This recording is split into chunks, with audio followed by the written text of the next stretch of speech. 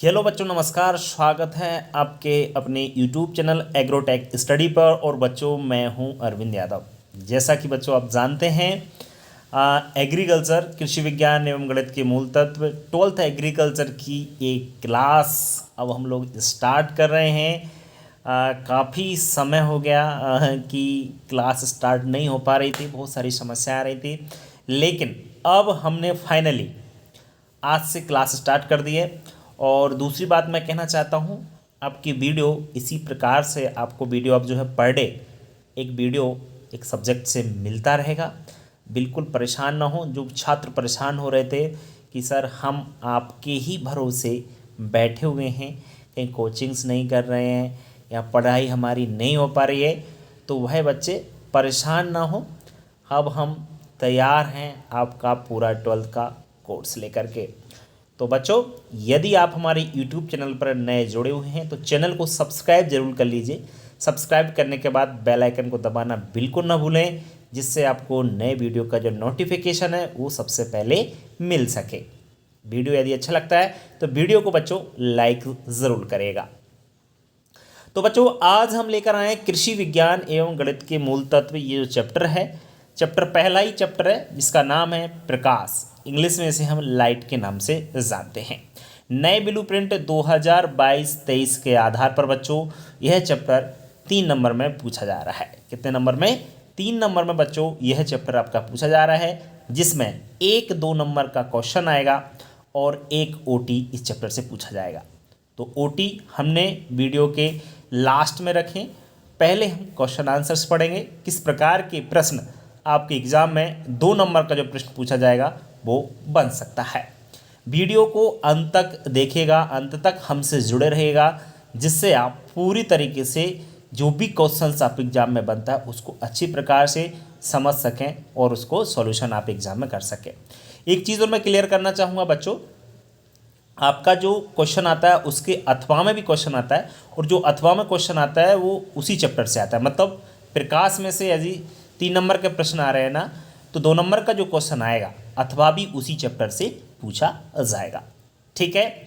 मैं एक चीज़ आपसे ज़रूर कहना चाहूँगा, तो बच्चों इस वीडियो को शेयर ज़्यादा से ज़्यादा आप लोग करिएगा, क्योंकि यदि आप शेयर करोगे तो जो भी छात्र कोचिंग्स नहीं कर सकते हैं, बड़ी बड़ी इंस्टीट्यूट्स में नहीं पढ़ सकते हैं, तो उनका बहुत बड़ा फ़ायदा होगा और इस चीज़ का लाभ वो अच्छी प्रकार से उठा पाएंगे कि यूट्यूब पर एग्रोटेक स्टडी चैनल्स के द्वारा पूरी 12th एग्रीकल्चर की पढ़ाई बिल्कुल फ्री कराई जा रही है, और जिससे उनको फ़ायदा हो। बस ये आप शेयर ज़रूर करते रहें, अपना स्टेटस लगाएं इस वीडियो का, लिंक का, उससे सभी छात्र तक ये वीडियो पहुंचना चाहिए।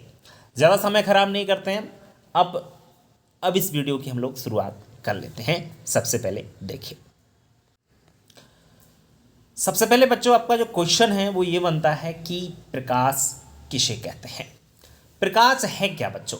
तो सब लोग जानते हैं कि प्रकाश वह बाह्य भौतिक कारक है। बाह्य का मतलब होता है बाहरी, बाहर का एक ऐसा फिजिकल फैक्टर है, भौतिक कारक है, जो वस्तुओं को देखने में हमारी आंखों की क्या करता है, मदद करता है। उसे ही हम लोग प्रकाश कहते हैं। सीधी सी बात है। प्रकाश क्या है? प्रकाश एक भौतिक कारक होता है, मतलब कोई चीज़ है, एक फैक्टर है, फिजिकल फैक्टर है जनरली, जो क्या करता है, वस्तु को देखने में हमारी आंखों की मदद करता है। देखिए, मैं एक चीज़ क्लियर कर देना चाहता हूँ, आंखों का प्रकाश नहीं होता। अगर किसी कमरे में अंधेरा है, उसमें अगर लाइट नहीं जल रही है, तो हम किसी भी चीज़ को नहीं देख सकते हैं। सही बात है। भले हमारे आंखें अगर उसमें प्रकाश नहीं है उस कमरे में, तो हम किसी भी वस्तु को नहीं देख सकते हैं। और जैसे ही लाइट जलेगी, मतलब प्रकाश आएगा, हम किसी भी वस्तु को देख सकते हैं। तो कहने का मतलब जो है वो उसको समझना होगा आपको कि प्रकाश क्या है। प्रकाश जो है एक बाह्य मतलब बाहरी, भौतिक यानी फिजिकल एक फैक्टर है, जो कि किसी भी वस्तु को देखने में क्या करता है, हमारी आंखों की हेल्प करता है, हमारी आंखों की मदद करता है कि हम किसी भी वस्तु को आसानी से देख सकें। यदि प्रकाश नहीं होगा तो हम किसी भी चीज़ को नहीं देख सकते हैं। ये ध्यान रखें, आंखों का कोई प्रकाश नहीं होता है, प्रकाश एक फिजिकल फैक्टर होता है। समझ में आया आपको? तो प्रकाश यदि डेफिनेशन आपको समझ में आ गई है तो इसके गुण आपको बहुत अच्छी प्रकार से समझ में आ जाएंगे। देखिए, प्रकाश के गुण लिखिए। बहुत अच्छा क्वेश्चन है, इंपोर्टेंट क्वेश्चन है, ध्यान रखें। प्रकाश के गुण निम्न प्रकार है। नंबर 1, प्रकाश सीधी रेखा में गमन करता है। पहला पॉइंट है, प्रकाश जो होता है सीधी रेखा में गमन करता है। देखिए प्रकाश जैसे मान के चलिए सूर्य से ही प्रकाश आ रहा है, सपोज दैट मान लीजिए आप लोग ये हमारा सूर्य है, अगर यहीं से प्रकाश आ रहा है तो प्रकाश ऐसा तो नहीं, ये कह रहे हैं सीधी रेखा में, तो सीधा ही प्रकाश आता है। कैसा आता है? बिल्कुल सीधा प्रकाश आपका आता है। ऐसा तो नहीं कि इधर इधर यूँ घूम घाम के और ऐसे करके आता हो, ऐसा तो होता ही नहीं है। प्रकाश हमेशा जो सीधी रेखा में गमन करता है, ध्यान रखें, बिल्कुल सीधा में आता है। तो पहला गुण तो ये है प्रकाश का।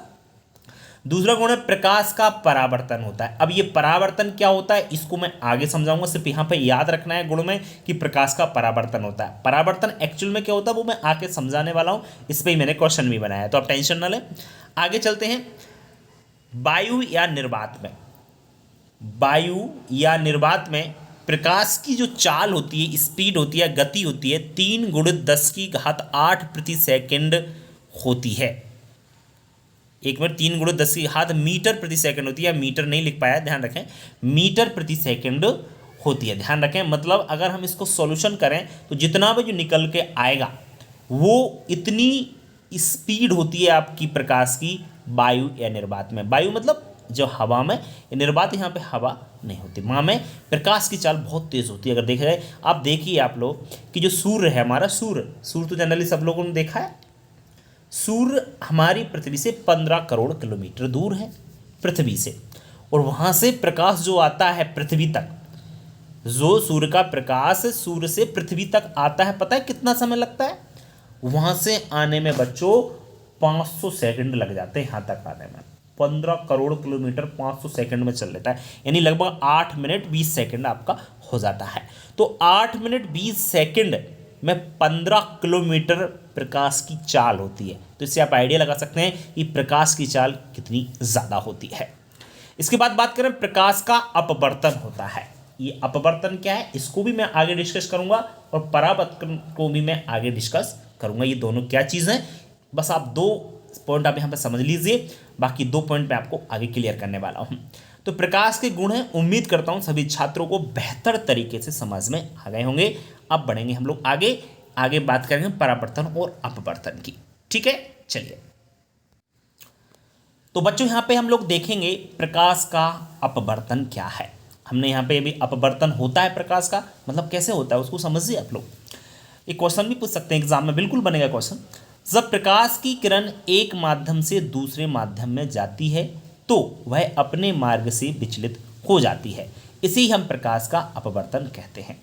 देखिए ये कह रहे हैं कि जब प्रकाश की किरण, जो प्रकाश आता है नीचे, प्रकाश किरण एक माध्यम से दूसरे माध्यम, ये माध्यम को जरूर समझिए, मतलब पहला माध्यम कौन सा और दूसरा माध्यम कौन सा। मानकर चलिए पहला माध्यम आपका क्या है, हवा है, और हवा से अगर पानी, जो प्रकाश है वो पानी में प्रवेश कर रहा है, तो हवा एक माध्यम हो गया। हवा से, जैसे जनरली ये हवा ही है, चलिए वायुमंडल से अगर सीधा पानी में प्रकाश जाए, पानी में किरण जाए प्रकाश की, तो वह अपने मार्ग से विचलित हो जाएगी, और इसे ही प्रकाश का अपवर्तन कहेंगे। अच्छी प्रकार से समझने के लिए मैं आपको चित्र सहित समझा देता हूँ। देखिए, तो यहाँ पर मैं चित्र सहित समझा रहा हूँ कि यदि पानी में सिक्के का ऊपर उठा हुआ दिखाई देना, ये आपका अपवर्तन का उदाहरण है। देख सकते हैं आप लोग कि जैसे एक माध्यम तो आपका ये है, ये आपका यहाँ से प्रकाश की ये किरण आ रही है, वो किरण आकर के ये इसमें हमारे प्रवेश कर रही है पानी में। तो देखिए ये प्रवेश की, और यहाँ पे एक जो सिक्का डाला हुआ है देख सकते हैं आप लोग, ये वास्तविक सिक्का हम पानी में डालेंगे तो नीचे दिखाई देगा, हमको नीचे रहेगा। वास्तविक सिक्का तो नीचे पहुँचेगा ना पानी में, ऊपर तो नहीं तैरता रहेगा, नीचे पहुँच जाएगा क्योंकि वजन होता है इसमें। और हमको ऐसा आभास होता है कि सिक्का ऊपर है, ऐसा हमको महसूस होता है यदि हम लोग ऊपर से पानी में उस सिक्के को देखें। तो ये हमको ऐसा महसूस क्यों हो रहा है, ये प्रकाश के अपवर्तन के कारण ही हमको ऐसा दिखाई देता है। आपने ये भी देखा होगा कि इसी पानी में अगर हम लोग क्या डालें, एक सीस पेंसिल डाल दें, मतलब एक पेंसिल अगर हम डालें, जैसे हम पेंसिल डालें आपकी इसमें, तो बच्चों क्या होगा, इसमें पेंसिल डालने से ये हमको पानी में डालेंगे जैसे टेढ़ी नजर आएगी। कैसी नजर आएगी, टेढ़ी। कैसी नजर आएगी, टेढ़ी।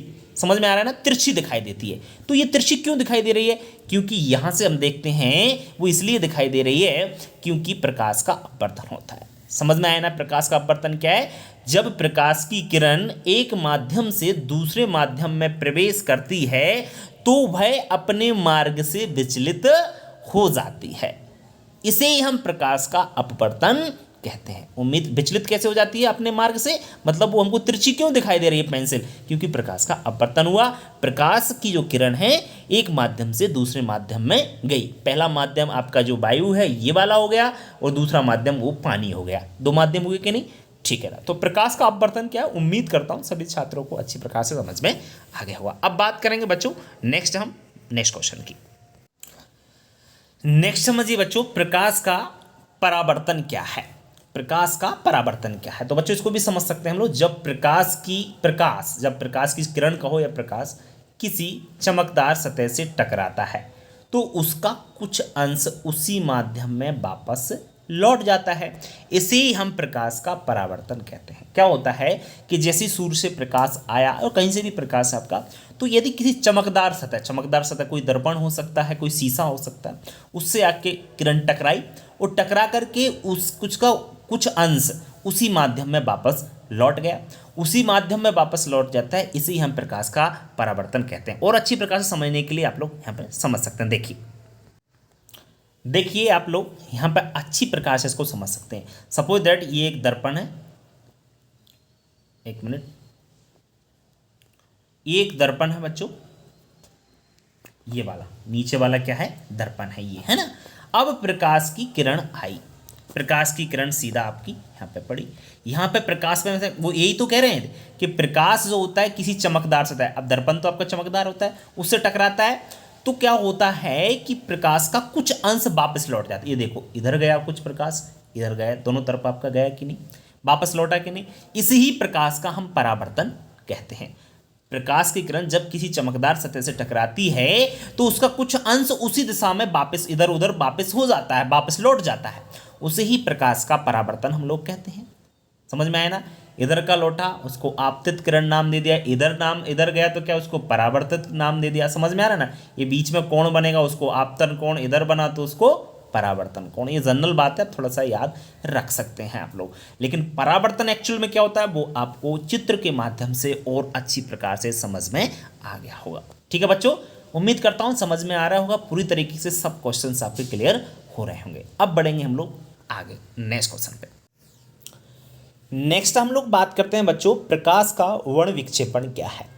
प्रकाश का वर्ण विक्षेपण क्या है, तो वर्ण विक्षेपण बच्चों क्या है समझिए। जब श्वेत प्रकाश, श्वेत यानी सफेद प्रकाश, किसी प्रिज्म या चश्मे से होकर, प्रिज्म का मतलब समझ लीजिए किसी चश्मे से होकर अगर गुजरा। जब जो श्वेत प्रकाश होता है यदि किसी प्रिज्म या श्वेत चश्मे से होकर गुजरता है तो वह अपने 7 रंगों में विभक्त हो जाता है। कितने रंगों में, 7 रंगों में विभक्त हो जाता है। इसे हम प्रकाश का वर्ण विक्षेपण कहते हैं। सिंपल सी भाषा में यदि बात करें, प्रकाश, श्वेत प्रकाश यानी सफेद प्रकाश, श्वेत यानी सफेद प्रकाश किसी प्रिज्म या चश्मे से होकर गुजरा तो अपने 7 रंगों में व्यक्त हो जाता है जनरली। इसे ही प्रकाश का हम लोग वर्ण विक्षेपण कहते हैं। वर्ण विक्षेपण को और अच्छी प्रकार से समझने के लिए आप लोग चित्र के माध्यम से समझ सकते हैं। देख सकते हैं आप यहाँ पर बच्चों, ये आपका एक प्रिज्म है, ये इतना बड़ा मैंने एक प्रिज्म है आपका, ये प्रिज्म है पूरा अच्छा इस प्रकार से, ठीक है ना। ये प्रिज्म से यहाँ से ये आपका सफ़ेद प्रकाश प्रवेश किया और इस प्रिज्म से जैसे ही आपका प्रकाश जाएगा तो ये 7 रंगों में विभक्त हो गया। 1 2 3 4 5 6 और 7 रंगों में विभक्त हुआ कि नहीं।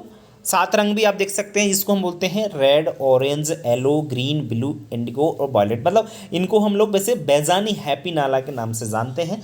बैजानी हैप्पी नाला जनरली आप इसका शॉर्ट फॉर्म होती है बैजानी हैप्पी नाला।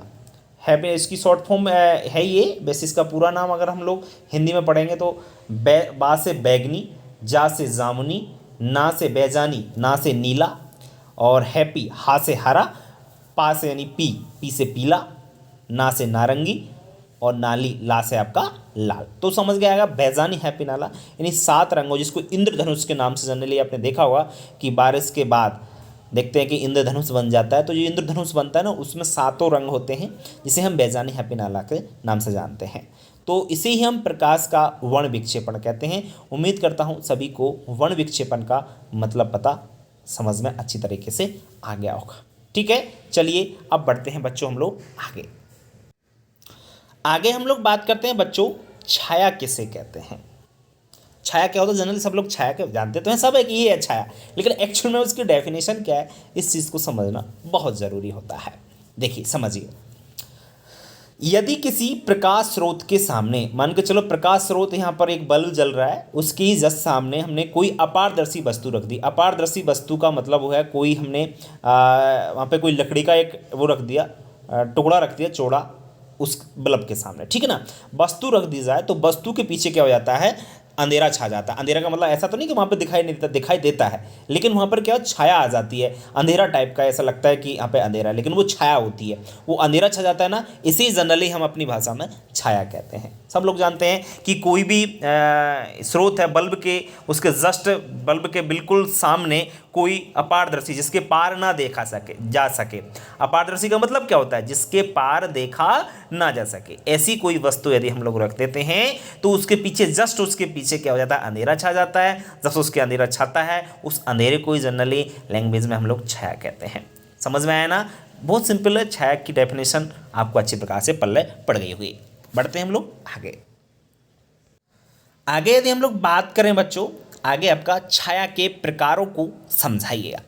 तो छाया के जो प्रकार हैं, तो छाया दो प्रकार की होती है। नंबर एक है प्रच्छाया। छाया के जिस भाग में प्रकाश स्रोत से प्रकाश बिल्कुल भी नहीं पहुंच पाता है, उसे प्रच्छाया कहते हैं।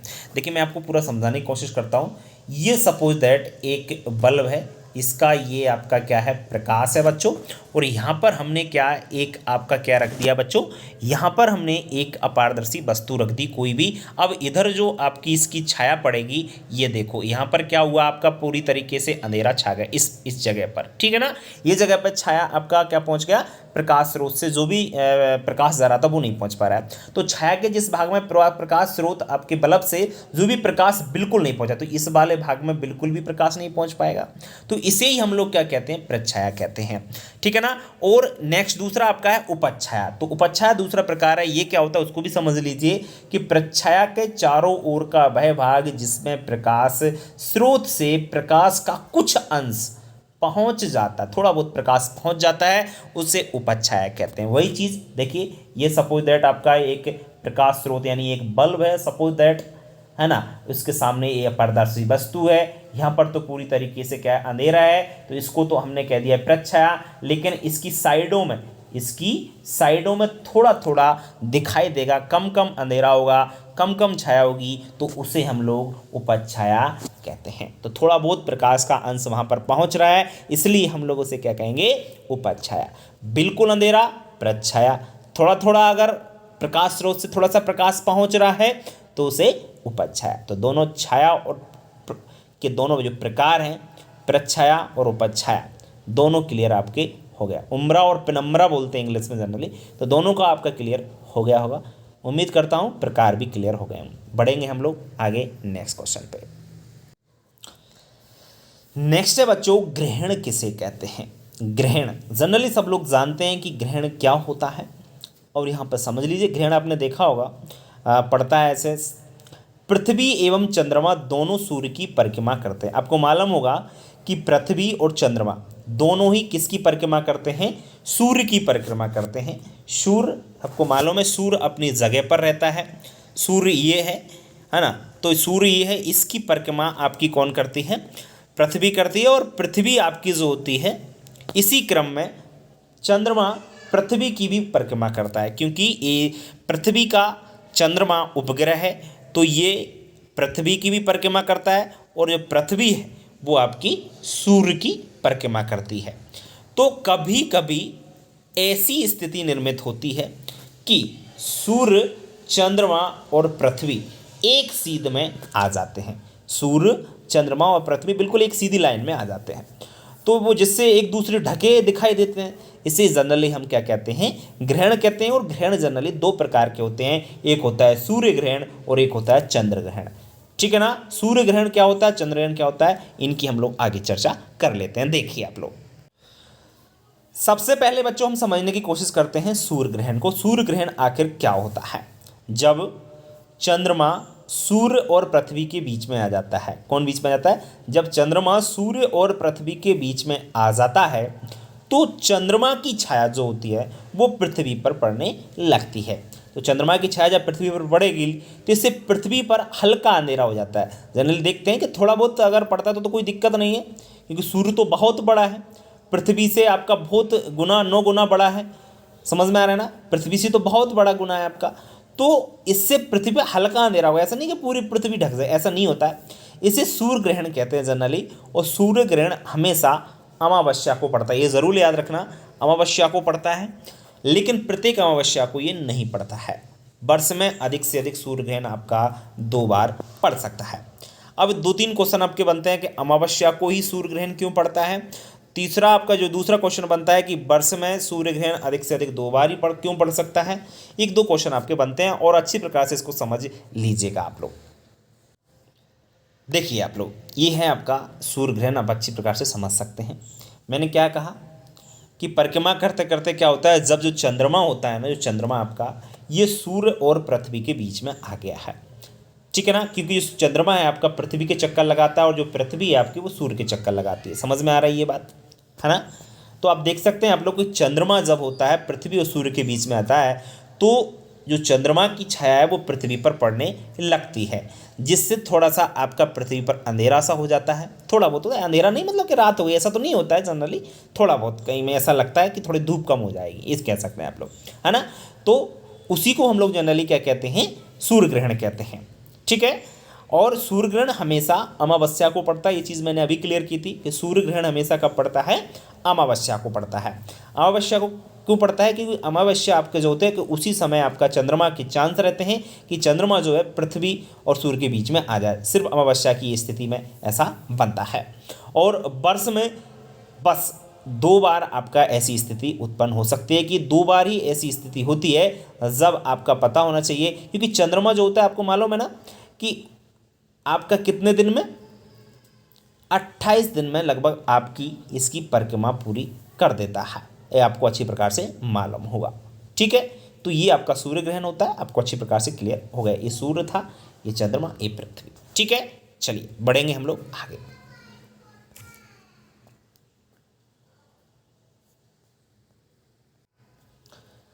अब आप देख सकते हैं चंद्र ग्रहण किसे कहते हैं बच्चों। चंद्र ग्रहण को भी आप अच्छी प्रकार से क्लियर कर समझ सकते हैं। परिक्रमा करते हुए, मतलब एक दूसरे की परिक्रमा तो चल ही रही है, तो परिक्रमा करते हुए जब पृथ्वी सूर्य और चंद्रमा के बीच में आ जाती है, तब आपको पता है कि चंद्रमा छोटा है, पृथ्वी बड़ी है, और पृथ्वी से भी बड़ा कौन है आपका, सूर्य है। ये जनरली आपको अच्छी तरह मालूम है। तो पृथ्वी की जो छाया है वो चंद्रमा पर दिखाई देगी। जैसे चंद्रमा हमको क्या ढका हुआ दिखाई देगा, या चंद्रमा पे अंधेरा दिखाई देगा, चंद्रमा छिपा हुआ दिखाई देता है, इसे जनरली हम लोग चंद्रग्रहण कहते हैं। और चंद्रग्रहण हमेशा पूर्णिमा को पड़ता है, ये ध्यान रखें। और लेकिन प्रत्येक पूर्णिमा को नहीं पड़ता है, एक वर्ष में चंद्रग्रहण अधिक से अधिक 2 बार पड़ सकता है। अच्छा, प्रत्येक पूर्णिमा और प्रत्येक अमावस्या को सूर्यग्रहण चंद्रग्रहण क्यों नहीं पड़ते हैं, ये चीज़ मैं इसलिए क्लियर कर देता हूँ आपको, क्योंकि पृथ्वी जो है ना अपने अक्ष पर 5 डिग्री झुकी हुई है। जब अपने अक्ष पर 5 डिग्री झुकी हुई है तो चंद्रमा कभी इधर से निकल जाता है, कभी उधर से निकल जाता है, जिससे वो हमेशा ऐसी, लेकिन ये कभी कभी ऐसी स्थिति बनती है कि बिल्कुल सीधे आ जाते हैं, हमेशा नहीं आते हैं। समझ में आ रहा है ना। कभी तो साल भर में 1 आध बार ऐसी स्थिति बनती है, 2 बार स्थिति बनती है, 2 से ज़्यादा बार ये वर्ष में स्थिति ऐसी नहीं बनती। ये चीज़ आप लोग अच्छी प्रकार से ध्यान रखें और अच्छी प्रकार से चंद्रग्रहण को हम लोग समझने की कोशिश करते हैं। देखिए, तो यहाँ पे देख सकते हैं बच्चों, चंद्रग्रहण ल्यूनर एक्लिप्सिस को बोलते हैं बच्चों। मैंने क्या कहा था कि जब पृथ्वी सूर्य और चंद्रमा के बीच में आती है, ऐसी स्थिति हो सकती है, बिल्कुल हो सकती है, क्योंकि चंद्रमा इधर की साइड हो तब, बिल्कुल। तो कभी कभी ऐसी स्थिति बनती है परिक्रमा करते हुए कि सूर्य और चंद्रमा के बीच में पृथ्वी आ जाती है, तो सूर्य का प्रकाश पृथ्वी पड़ेगा और पृथ्वी की जो छाया है वो देख सकते हैं आप लोग। पृथ्वी की जो छाया है आपकी सीधी कहाँ पर पड़ रही है, ये देख सकते हैं आप लोग, ये चंद्रमा पर पड़ रही है, क्योंकि चंद्रमा छोटा है, यहाँ पर पड़ती है, जिससे क्या होता है आपका जो चंद्रमा है छिपा हुआ दिखाई देगा। चंद्रमा छिपा हुआ दिखाई देगा क्योंकि उस पर प्रकाश पहुँचेगा नहीं। चंद्रमा का तो कोई प्रकाश है ही नहीं है, समझ में आया। चंद्रमा का तो कोई प्रकाश है ही नहीं है, वो तो एक ऐसा आपका प्लेनेट है जो कि सूर्य के प्रकाश से रिफ्लेक्शन से चमकता है, बस इतना है और कुछ नहीं है। समझ में आ रहा है कि नहीं आ रहा है। चंद्रमा का अपना कोई प्रकाश नहीं है, ये बात आप याद रखेंगे। ठीक है ना। सूर्य के रिफ्लेक्शन के कारण या सूर्य के प्रकाश से वह चमकता है। जब पृथ्वी बीच में आ गई तो बेचारा कैसे चमकेगा, पूरी पृथ्वी ने उसको ढक लिया, तो ये प्रॉब्लम्स होती है। तो समझ में आया ना। तो सूर्य का प्रकाश वहाँ पर नहीं पहुँचता, और ये कंडीशंस पूर्णिमा के दिन ही आपकी, प्रत्येक पूर्णिमा को ऐसी कंडीशंस नहीं होती है, क्योंकि पृथ्वी अपने अक्ष पर 5 डिग्री झुकी हुई है, तो चंद्रमा कभी इधर से कभी उधर से निकल जाता है। ये साल भर में या वर्ष भर में आपकी 1 या 2 बार ऐसी कंडीशंस आपकी बनती हैं कि आपका चंद्र ग्रहण बनता है। समझ में आया कि नहीं आया। उम्मीद करता हूँ सभी बच्चों को अच्छी प्रकार से क्लियर हो रहा होगा। बढ़ते हैं हम लोग आगे नेक्स्ट क्वेश्चन पे। अब बात करेंगे बच्चों हम लोग दृष्टि दोष किसे कहते हैं, इसके प्रकार। तो दृष्टि दोष क्या होता है उसको समझ लीजिए आप लोग। आंखों में पाए जाने वाले दोषों को दृष्टि दोष कहते हैं, और इसके प्रकार 4 होते हैं। आंखों में कोई दोष हो जाता है, जैसे आंखों चश्मा लगाते हैं हम कई तरह के, आपने देखा होगा आजकल ये सबसे ज़्यादा चल रहा है कि बच्चों की ज़्यादातर आंखों पर सबसे ज़्यादा फर्क पड़ रहा है। मोबाइल की वजह से, टीवी ज़्यादा देखने की वजह से ये कंडीशन क्रिएट हो रही है। खान पीन की वजह से भी ये कंडीशन क्रिएट हो रही है। हम लोग इन्फेक्टेड भोजन का उपयोग कर रहे हैं। जो बच्चे हैं 5 साल का हुआ नहीं कि उसको चश्मा लग जाता है, तो ये कंडीशन ज़्यादा हो रही है। तो मैं तो ज़्यादातर जो बच्चे मोबाइल का ज़्यादा यूज़ करते हैं उनसे यही कहना चाहूँगा, सबसे ज़्यादा मिश्री और बड़ी वाली जो आपकी सौंफ होती है, दोनों को साथ में यूज़ करें, तो आपकी आंखों का जो चश्मा हट भी सकता है, और जो है आपको आंखों में कोई प्रॉब्लम या दोष आपका नहीं होगा। दोष 4 प्रकार के होते हैं बच्चों। सबसे पहला होता है आपका कौन सा, निकट दृष्टि दोष है बच्चों, निकट दृष्टि दोष। और दूसरा आपका है दूरदृष्टि दोष, तीसरा जरा दृष्टि दोष, और चौथा है दृष्टि वैषम। यानी 4 प्रकार के जो है दोष होते हैं। अब इन चारों दोषों को अच्छी प्रकार से हम लोग आगे समझेंगे क्या है और कैसे कैसे ये है। ठीक है, चलिए समझिए। सबसे पहले हम लोग बात करते हैं बच्चों, निकट दृष्टि दोष किसे कहते हैं, इसका कारण बताइए और निवारण भी बताइए। देखो 2 नंबर में प्रश्न पूछा जा रहा है, छोटे छोटे प्रश्न आपके बनाए हैं मैंने। कभी कभी ऐसे पूछ सकते हैं कि बताइए दूरदृष्टि दोष निकट दृष्टि दोष का निवारण क्या है या कारण क्या है, तो आप लोग उसका अच्छी प्रकार से आंसर दे सके, इसलिए मैंने एक ही क्वेश्चन में उसको कर दिया। पूरा भी पूछ सकते हैं, 2 नंबर में है, आप लोग अच्छी प्रकार से उसका आंसर लिख के आए। बच्चों क्या होता है, जब मनुष्य को पास की वस्तु तो स्पष्ट दिखाई देती है, लेकिन दूर की वस्तु स्पष्ट उसको दिखाई नहीं देती। क्या होता है कि मनुष्य को जब ये रोग होता है ना, तो पास की वस्तु तो स्पष्ट बिल्कुल दिखाई देगी, जब उसको निकट दृष्टि दोष है। सब पास की वस्तु बिल्कुल स्पष्ट दिखाई देगी, मतलब निकट की वस्तु तो साफ दिखाई दे रही है, लेकिन उसको क्या होता है, दूर की जो वस्तुएं होती हैं वो साफ साफ नहीं दिखाई देती, स्पष्ट दिखाई नहीं देती हैं, क्योंकि उसको रोग हो गया है निकट दृष्टि दोष, इसलिए ये प्रॉब्लम क्रिएट हो रही है।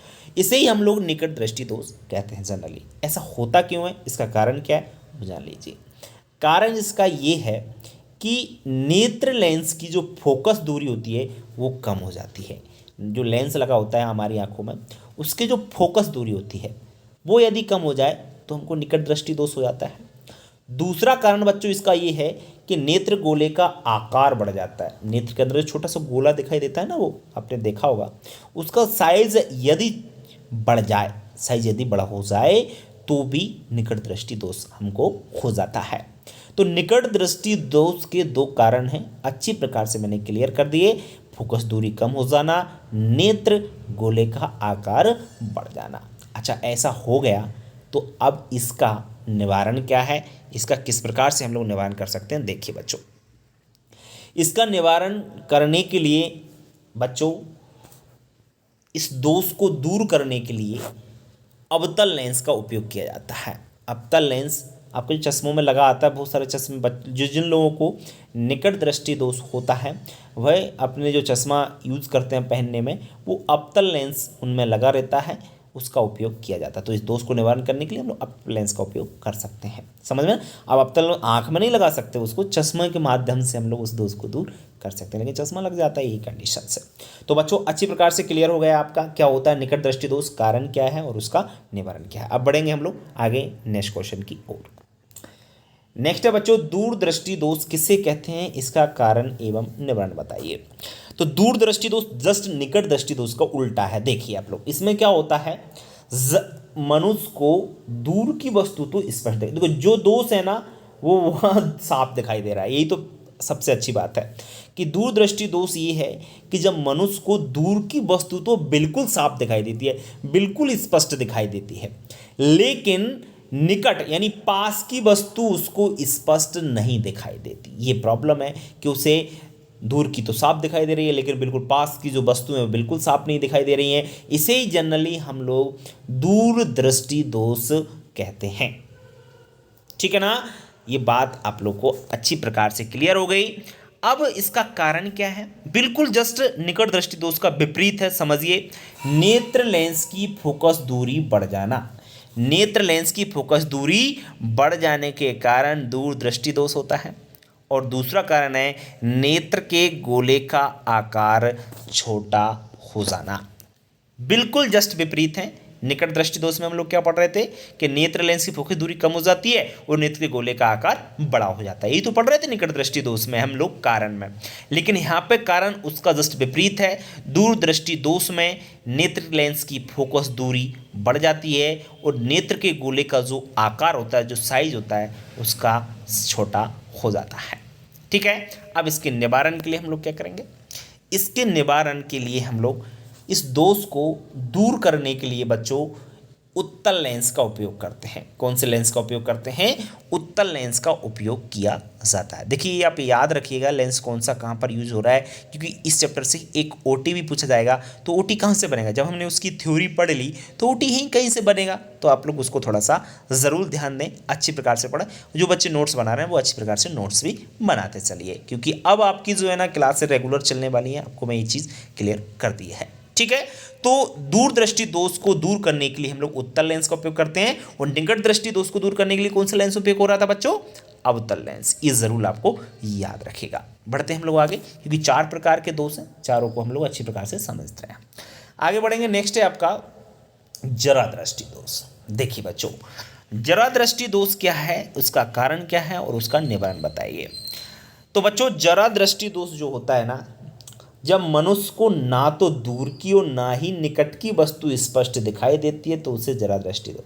भैया ये तो खतरनाक रोग है कि ना तो उसको पास की वस्तु साफ दिखाई दे और ना ही दूर की वस्तु साफ दिखाई दे। बिल्कुल स्पष्ट उसको नज़र नहीं आती है कोई भी वस्तु, कोई भी चीज़, अगर दूर से भी और पास से भी समझ नहीं आ रहा है क्या है क्या नहीं है। तो इस दोष को हम लोग जनरली जरा दृष्टि दोष कहते हैं। और ऐसी कंडीशंस कब होती है? बुढ़ापे में। सबके साथ होना है, हमारे आपके साथ, सभी के साथ ऐसा होना है कि हमको ज़रा दृष्टि दोष 100% होना है। ठीक है ना, चाहे गर्ल्स हों या बॉयज़ हों, सभी को कंडीशंस होना है, सबको बूढ़ा होना है। बहुत सारे लोग तो सोच रहे हैं कि सर बुढ़ापा ना हो। बेटा बुढ़ापा तो सभी को आना है, ध्यान रखें आप सब लोग। और ये दुनिया की कड़वी सच्चाई है बेटा कि बुढ़ापे में हमारा शरीर, हमारी जो बॉडी होती है वो साथ नहीं देती है और हमें सहारे की आवश्यकता होती है ना। तभी तो कहते हैं, अच्छा शादी क्यों करते हैं हम लोग? एक टॉपिक है कि शादी क्यों करते हैं, शादी करना क्यों ज़रूरी है। तो भैया शादी करना अति आवश्यक है, क्योंकि बुढ़ापे में कोई साथ नहीं देता, ऐसे कहा जाता है जनरली। हम लोग देखते भी हैं, अब हम लोग बड़े हो गए हैं तो चीज़ों को समझने लगे हैं कि शादी के बुढ़ापे में हमारा जो साथ देता है, ना तो बच्चे देते, ना बच्चियाँ देती, ना तो लड़का देता साथ, ना लड़कियाँ। लड़का अपनी बहू को साथ लेकर के अपने बच्चों को साथ निकल जाते हैं, तो जॉब करने के लिए घर पे भी रहता है तो भी अपने मतलब वो फैमिली नहीं मानता कि माता पिता उसकी फैमिली में, वो सिर्फ इतना मानता है कि मैं, मेरी पत्नी और मेरे बच्चे, है ना। ये तो हो रहा है आज की डेट में, आप लोग देख रहे हैं। दूसरा ये होता है कि अब पति के साथ पत्नी ही उसके बुढ़ापे में सहारा बनती है। आप लोग जानते हैं, चीज़ अच्छी प्रकार समझते हैं और मानते भी होंगे जनरली, है ना।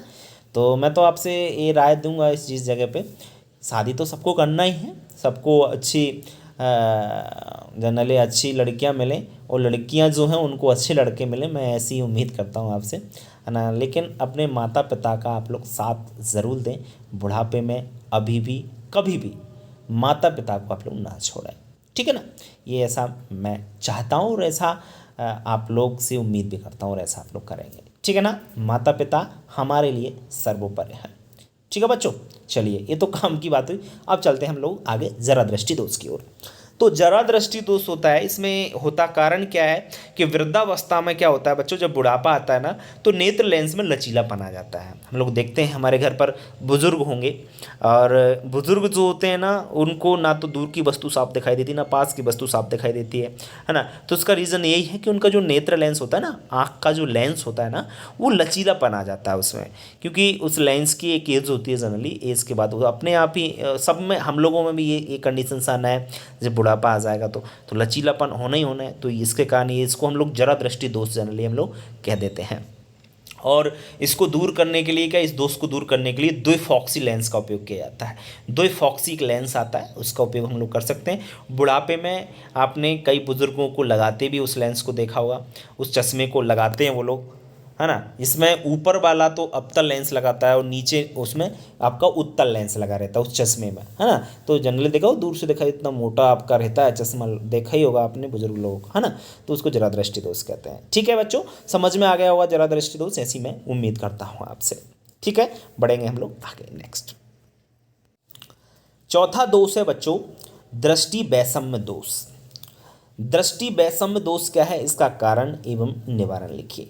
देखिए, एक वीडियो में ही पूरा चैप्टर कंप्लीट कर रहा हूँ, इस प्रकार से मैंने बनाया कि वीडियो थोड़ा लंबा तो होगा, भले ही वीडियो आपका 1 घंटे का वीडियो हो जाए, उससे प्रॉब्लम नहीं है। वीडियो को तो 1 घंटे देखा जा सकता है, अगर मैं 2 वीडियो एक चैप्टर की बनाऊंगा तो उससे प्रॉब्लम क्रिएट होगा।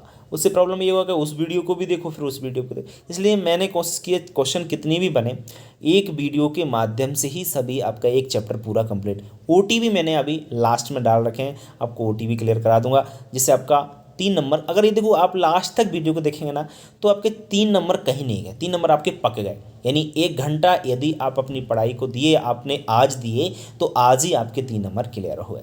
समझ में आ रहा है ना। वो जो बच्चे नोट्स बनाएंगे ना, वो तो ये समझ लो कि कभी भी उनके एक क्वेश्चन गलत नहीं होगा।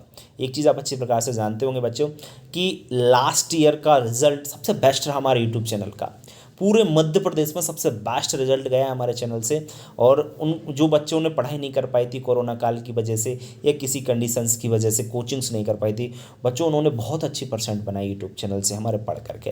तो आप लोग भी अपना सपना पूरा कर सकते हो। आपको मालूम है कि आप 80% भी बनाते हो तो आपको 25,000 रुपये गवर्नमेंट देती है। अभी जो छात्र लास्ट ईयर के हैं उनको अभी नहीं मिले हैं, मेधावी छात्र योजना के अंतर्गत उनको लैपटॉप के 25,000 रुपये मिलने हैं, तो उनको मिलेंगे, बिल्कुल श्योर मिलेंगे। तो मैं यही चाहता हूं कि आप लोगों को भी 25,000 रुपये आप लोग भी लें, आप लोग लेंगे अगर आप पूरा पढ़ेंगे तो। अगर मेहनत नहीं करेंगे तो भाई कुछ नहीं होने वाला। तो मेरे यही है, तो कई जिले में टॉप किया है हमारे यूट्यूब चैनल से बच्चों ने, है ना। 98% हमारा टॉपर रहा है स्टूडेंट, 98% बनाया है। वो तो एमपी की सेकंड लिस्ट में आया है नाम उसका, फर्स्ट और कोई होगा, लेकिन सेकंड हमारे यूट्यूब चैनल से पढ़कर आना ये बहुत बड़ी बात है, ये हमारे लिए बहुत बड़ी बात है। और आप लोग अच्छी प्रकार से पढ़ें तो आप भी एक दिन टॉपर आएंगे, ऐसा मुझे पूर्ण विश्वास है, क्योंकि मैं क्वालिटी देता हूं बच्चों को, चीज़ों को, हर चीज़ को, एक ही पॉइंट को क्लियर करने की कोशिश करता हूं कि बच्चे उस पॉइंट को इतनी अच्छी प्रकार से पढ़ें, उस प्रकार को समझ सकें कि आगे उनको कोई दिक्कत ना आए। ठीक है ना। चलिए अब पढ़ लेते हैं दृष्टि वैषम्य दोष क्या है, इसका कारण एवं निवारण बताइए या लिखिए। देखिए बच्चों, क्या होता है कि जब मनुष्य को ऊर्ध्वाकार एवं क्षैतिज रेखा, ये गलत लिखा हुआ है, क्षैतिज इसको सही कर लेना, ऊर्ध्वाकार और क्षैतिज। देखो क्या होता है, ऊर्ध्वाकारी आपकी रेखाएं, क्षैतिज रेखाएं आपकी इस प्रकार की, इस रेखाओं में क्या होता है एक साथ स्पष्ट नहीं दिखाती, मतलब अंतर वो स्पष्ट नहीं कर पाता। यदि किसी व्यक्ति को ये रोग हो गया, दृष्टि वैषम्य दोष हो गया, उसको रोग हो गया, रोग बोलो या दोष हो गया ना, तो वो ये पता नहीं चाहता कि ये लाइन इधर से है कि इधर से है, उसको क्लियर ही नहीं हो पाता है। ये लाइनें जो होती हैं ऊर्ध्वाकार और क्षैतिज लाइनें बोलेंगे उनको, रेखाएं बोल सकते हैं हम लोग, तो इन लाइन में वो क्लियर नहीं कर पाता है जब उसको ये रोग हो जाता है। समझ में आ रहा है ना। तो उसे ही हम लोग दृष्टि वैषम्य दोष कहते हैं। समझ में आ रहा है कि नहीं बच्चों। जब किसी मनुष्य को ऊर्ध्वाकार और क्षैतिज, इस प्रकार की लाइन और इस प्रकार की लाइनों में उसको क्लियरिटी नहीं होती कि लाइन किधर से खिंची हुई है, तो समझ लीजिए उसको कौन सा रोग है, दृष्टि वैषम्य रोग हो गया है। ठीक है ना। ऐसा क्यों होता है, देखिए ऐसा इसलिए होता है कि उस व्यक्ति की कॉर्निया जो होती है पूर्णतः गोलाकार न होने से है रोग हो जाता है। उसकी जो कॉर्निया होती हैं, आँख में जनरली कॉर्निया पाया जाता है, तो वो कॉर्निया का पूर्णतः अगर गोला नहीं होगा ना, तो तो यह रोग आप उसको हो जाएगा। और दूसरा निवारण उसका किस प्रकार से करेंगे, इस दोष को दूर करने के लिए एक लेंस आता है जिसका नाम है बेलनाकार लेंस। इस बेलनाकार लेंस का इस दोष को दूर करने के लिए उपयोग किया जाता है। ठीक है, तो दृष्टि विषम दोष क्या है, इसका कारण क्या है और निवारण क्या है, ये चीज़ क्लियर हो गई। तो बच्चों जो दोष थे वो सभी क्लियर हो गए। अब बढ़ते हैं हम आगे नेक्स्ट क्वेश्चन पे। नेक्स्ट हम लोग बात करने वाले हैं लेंस किसे कहते हैं, इसके प्रकार लिखिए। देखो बच्चों अगर इस क्वेश्चन को आप क्लियर कर लेते हो ना, आने वाला क्वेश्चन बहुत इजी होने वाला है क्योंकि इसी आधार पर बना हुआ है। लेंस क्या है और इसके प्रकार बताइए। बच्चों लेंस एक ऐसा पारदर्शी माध्यम है। लेंस पारदर्शी होता है, पारदर्शी का मतलब है कि इसके इस पार से उस पार देखा जा सके, और अपारदर्शी का मतलब होता है इस पार से उस पार ना देखा जा सके। तो ध्यान रखें पारदर्शी और अपारदर्शी में क्या अंतर है। लेंस एक ऐसा पारदर्शी माध्यम है जो गोलीय पृष्ठ से घिरा रहता है, उसे लेंस कहते हैं। मैं लेंस का थोड़ा फोटो दिखा देता हूं जिससे आपको अच्छी प्रकार से और क्लियर हो जाए कि एक्चुअल में लेंस होता क्या है। देखिए देख सकते हैं आप लोग लेंस है, मैंने क्या कहा था लेंस क्या है, लेंस एक गोलीय आपका पृष्ठ से घिरा हुआ पारदर्शी माध्यम है जनरली, ये प्रकार का आपका लेंस है। बच्चों देख सकते हैं आप लोग ये लेंस है, ये गोल है जनरली, पृष्ठ से चारों तरफ से घिरा रहता है जनरली, है ना। और ये लेंस आपका क्या होता है, किसी भी चीज़ों को देखने में हमारी आंखों की क्या करता है, देखिए आप लोग लेंस पारदर्शी गोलीय पृष्ठ से घिरा हुआ है, तो ये लेंस होता है। ठीक है, चलिए समझ में तो आ रहा है लेंस क्या है। अब लेंस आपके दो प्रकार के होते हैं, उनके प्रकारों की हम लोग चर्चा कर लेते हैं।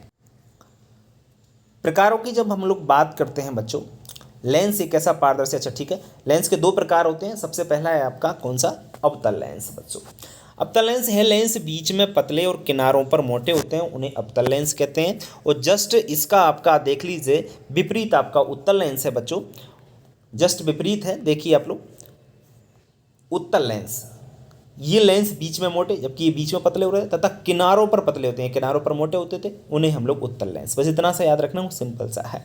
ठीक है ना, अवतल लेंस और उत्तल लेंस दोनों की डेफिनेशन क्लियर हो गई, लेंस क्या है वो भी क्लियर हो गया। अब बढ़ेंगे हम लोग आगे।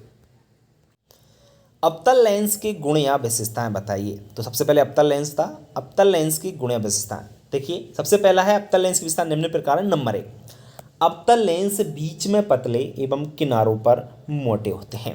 जो अवतल लेंस होते हैं बच्चे, ये क्या होता है, बीच में तो पतले होते हैं लेकिन किनारों पर ये क्या होते हैं, मोटे होते हैं। ये डेफिनेशन में भी हमने जनरली क्लियर कर लिया था, यहाँ पर भी क्लियर कर लिया।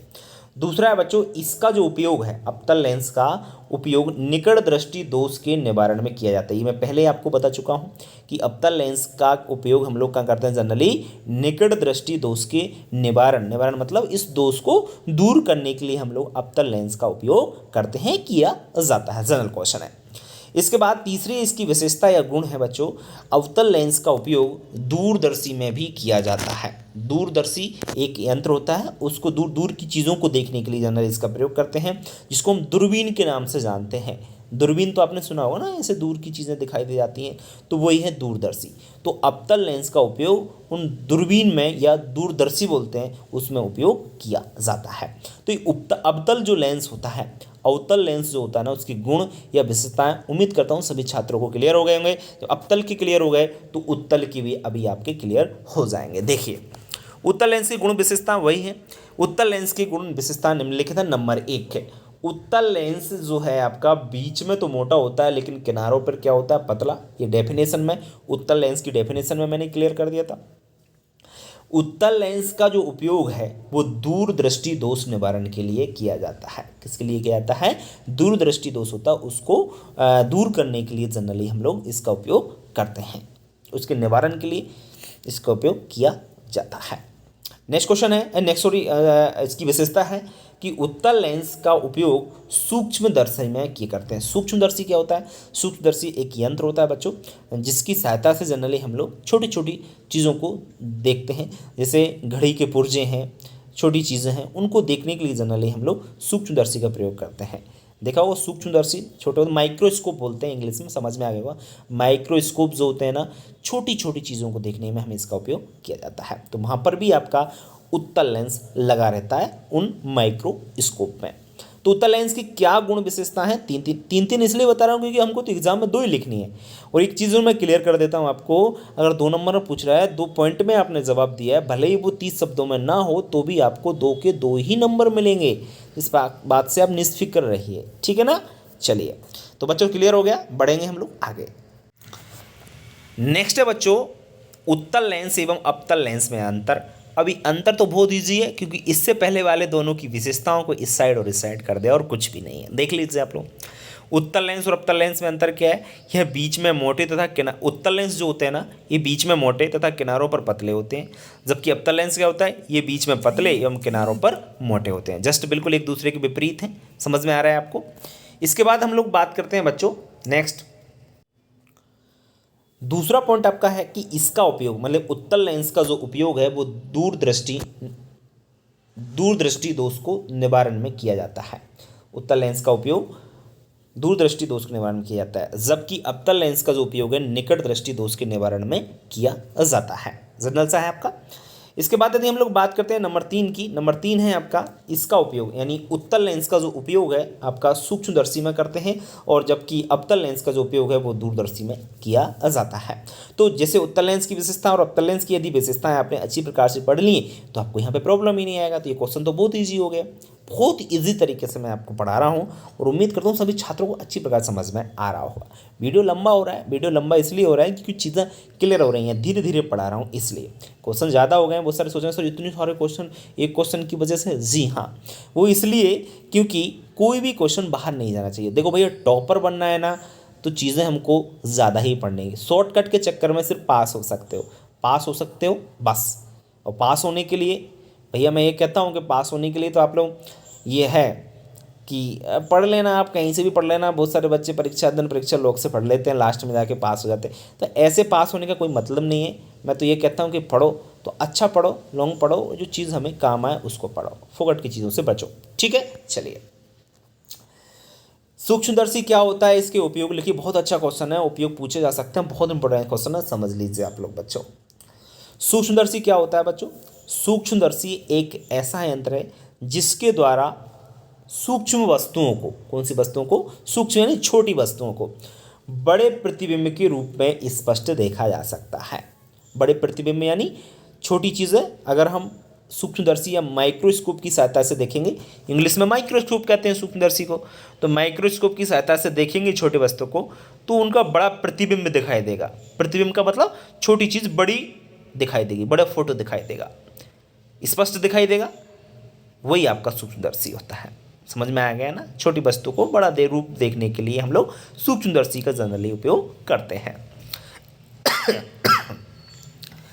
इसका उपयोग क्या है सूक्ष्मदर्शी का, वो देख लीजिए आप लोग। उपयोग क्या है सूक्ष्मदर्शी का? सबसे पहले उपयोग 2 ही लिखें क्योंकि 2 नंबर में पूछा जाएगा तो आप लोग जवाब दे देंगे, बहुत अच्छी प्रकार से आंसर इसका दे पाएंगे। प्राणी एवं वनस्पति विज्ञान प्रयोगशाला में सूक्ष्म वस्तुओं के निरीक्षण के लिए इसका उपयोग किया जाता है। मतलब जो माइक्रोस्कोप होता है ना, एक तो बॉटनी जो बायोलॉजी की आपकी जो लैब होती है उसमें सूक्ष्म वस्तुओं को निरीक्षण के लिए, उसके टेस्टिंग करने के लिए हम लोग जनरली इस माइक्रोस्कोप या सूक्ष्मदर्शी का उपयोग करते हैं। और दूसरा उसका उपयोग पैथोलॉजी जो लैब होती है जहाँ पर खून एवं बलगम, खून की जांच करते हैं, या बलगम बोले जानते हैं ना, खकार जो होती है ना, उसकी जांच करने के लिए हम लोग पैथोलॉजी लैब में सूक्ष्मदर्शी या माइक्रोस्कोप का सहायता लेते हैं। उसकी सहायता से जनरली हम लोग क्या करते हैं, उसको देखते हैं, जनरली चीज़ों को चेक करने के लिए कि क्या है, बैक्टीरिया ये सब रोगों में जनरली चेक होता है। तो सूक्ष्मदर्शी क्या है, उम्मीद करता हूँ ये भी आपको अच्छी प्रकार से क्लियर हो गया हो। ठीक है बच्चों, तो उम्मीद करता हूँ सभी छात्रों को सब चीज़ें बहुत अच्छी प्रकार से क्लियर हो रही होंगी, और कोई भी बच्चा ऐसे नहीं पढ़ेगा कि इतना लोड है सर कैसे पढ़ें, क्या है, बड़ा अच्छी तरीके से पढ़ें, चीज़ों को लोड लेके ना पढ़ें, नोट्स बनाएं, बेहतर पढ़ें, कई समस्या आपको नहीं आएगी। ठीक है, कैमरा और मानव नेत्र में अंतर भी देख लीजिए, कई बार क्वेश्चन पूछा गया है इसलिए क्वेश्चन को लेकर आया हूँ। देखें तो कैमरे जो होता है, कैमरा और हमारा आँख में क्या अंतर होता है, कैमरा में क्या अंतर होता है? तो कैमरे के लेंस की जो फोकस दूरी होती है ना वो स्थिर रहती है। कैमरे के जो लेंस लगा होता है कैमरे में जनरली, तो उस लेंस की जो फोकस दूरी है वो स्थिर है। ऐसा नहीं है उसको कम कर सकते हैं, ज़्यादा कर सकते हैं, ऐसा नहीं, उसकी फोकस दूरी आपकी स्थिर रहती है, इतना है तो इतना है। आपकी आँख के नेत्र की फोकस दूरी स्थिर नहीं रह सकती, स्थिर नहीं होती है। हम यहाँ से बहुत दूर तक का देख सकते हैं, जहाँ तक हमको कोई भी चीज़ दिखाई देगी वहाँ तक हम लोग देखें। इस तरह नहीं है, क्योंकि हमारे आँख की जो लेंस की फोकस दूरी है इसलिए। दूसरा अंतर है, प्रत्येक वस्तु की फ़ोटो के लिए अलग अलग प्लेट की आवश्यकता होती है, प्लेट लगानी पड़ती है। कैमरा के लिए यदि हम कैमरा में कोई फ़ोटो खींचते हैं तो एक फ़ोटो के ऊपर क्या 10 फ़ोटो आ जाएंगे? नहीं आएंगे। एक फ़ोटो खींचने के लिए अलग से प्लेट चाहिए, नेक्स्ट खींचने के लिए दूसरी प्लेट पे फ़ोटो आएगा। ऐसा नहीं कि एक फ़ोटो के ऊपर 4 फोटो आ गए, ऐसा तो होता ही नहीं है। जबकि आँख के रेटिना पर सभी वस्तु का प्रतिबिंब बनता है। हमारी आँख की रेटिना पर अगर देखें हम लोग, तो जनरली हम देखते हैं कोई व्यक्ति हमारे सामने खड़ा है तो वो हमारी आंख में अपना खुद का फोटो देख सकता है, मालूम है कि नहीं ये चीज़ अच्छी तरह।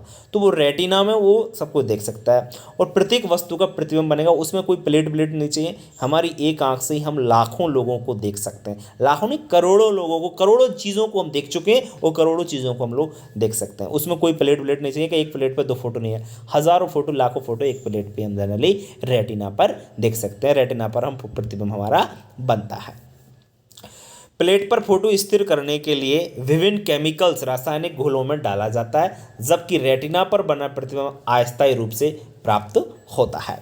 देखिए, यदि हमको फ़ोटो चाहिए कैमरा से तो हमको उस फोटो को जैसे रंगीन का रंगीन हमें फ़ोटो को निकलवाना है, तो पता है आपको जो फ़ोटो आएगा उसमें विभिन्न केमिकल यूज़ होंगे कि नहीं होंगे? बिल्कुल, केमिकल्स यूज़ होने के बाद ही वो फ़ोटो हमको मिल पाएगा। किसी उस पर मिलेगा, देखते हैं आप लोग प्लास्टिक पे आता है, कागज़ पे बना आता है फ़ोटो, है ना? तो केमिकल्स की आवश्यकता पड़ेगी। लेकिन हमारी आँख से अगर किसी व्यक्ति को हमने एक बार देख लिया और उसका फ़ोटो हमारे दिमाग में बन जाता है। जैसे मैं अभी नाम लूँ आपके पिताजी का जैसे ही मैंने नाम लिया रामलाल रामलाल तो नहीं है, मतलब मैं कहना चाह रहा हूँ आपके पिताजी का जो भी नाम हो, है ना? लेकिन जैसे मैंने आपके पिताजी का, तो आपका फ़ोटो जो उनका चेहरा आपके दिमाग में याद आ जाएगा। मतलब जो भी फ़ोटो बनता है हमारे दिमाग में अस्थायी रूप से प्राप्त हो जाता है उसका फ़ोटो। ठीक है ना? तो कैमरा एवं मानव नेत्र में जो अंतर है वो भी अच्छी प्रकार से आपका क्लियर हो गया होगा। बहुत इंपॉर्टेंट क्वेश्चन है, इनको याद रखिएगा। तो ये तो थे आपके टोटल थ्योरेटिकल क्वेश्चन। अब इसके बाद मैंने कहा था कि मैं OTB इस वीडियो के लास्ट में रखूँगा, तो OTB मैंने लिए हैं, उन OTB को भी आप लोग क्लियर कर लीजिए, क्योंकि एक OTB पूछा जा रहा है, ज़्यादा OT नहीं है, थोड़ा सा है, 2 मिनट में 3 मिनट में मैं क्लियर करा देता हूँ, देख लीजिए आप इनको। देखो, मैं लाइन वाइज लाता हूं जिससे आपको समस्या ना आए। देखिए आप लोग, स्वस्थ नेत्र की दृष्टि परास 25 सेंटीमीटर से अनंत तक होता है। एक चीज़ मैं क्लियर कर देना चाहता हूं, किसी भी स्वस्थ व्यक्ति, जैसे मैं ही स्वस्थ हूं, आप लोग स्वस्थ हो, अगर किसी चीज़ को 25 सेंटीमीटर से 20 सेंटीमीटर पर लागो ना, वो चीज़ दिखाई नहीं देगी। आप लोग आँख के बिल्कुल पास में मोबाइल को लाइए, क्या दिखाई दे रही है मेरी वीडियो? नहीं दिखाई देगी। बिल्कुल आँख के पास में ले आइए, नहीं दिखाई देगी आपको। कम से कम आँख से उस वस्तु की दूरी कितनी होनी चाहिए? 25 सेंटीमीटर दूरी होनी चाहिए। तो परास उसका 25 सेंटीमीटर होता है हमारी आँखों का, और अनंत तक होता है। हम किसी चीज़ को अनंत तक देख सकते हैं। यहाँ से हमको 50 किलोमीटर तक की कोई भी चीज़ अगर आ रही हो तो वो दिखाई दे, मतलब कोई बीच में वो नहीं, अवरोध नहीं होना चाहिए, बिल्कुल साफ साफ मैदान होना चाहिए, वहाँ पे हम दूर तक की वस्तु, वो बात अलग है कि उसको साफ नहीं देख सकते, लेकिन हम पता कर सकते हैं कि कोई ना कोई चीज़ हमको वहाँ पर है, वो दिखाई हमको देती है। तो समझ आए? स्वस्थ नेत्र की दृष्टि परास 25 सेंटीमीटर कम से कम, और वहाँ से लेकर अनंत तक होते हैं। नेक्स्ट है दूरदृष्टि दोष का नेत्र लेंस की फोकस दूरी बढ़ जाना। दूरदृष्टि दोष का कारण क्या है? नेत्र लेंस की फोकस दूरी क्या होती है? बढ़ती है। ये मैं थ्योरी में पढ़ा चुका हूँ ये चीज़। आयरिस के मध्य में एक छोटा सा छिद्र होता है जिसे हम पुतली कहते हैं, पुतली कहलाता है। आयरिस हमारी आँख का भाग है। आयरिस में छोटा सा छिद्र होता है, जनरली हमारी आँख में देख सकते हैं कि छोटा सा बीच में एक छोटा सा छिद्र दिखा देता है, उसे हम लोग जनरली क्या कहते हैं? पुतली, उसको हम लोग कहते हैं।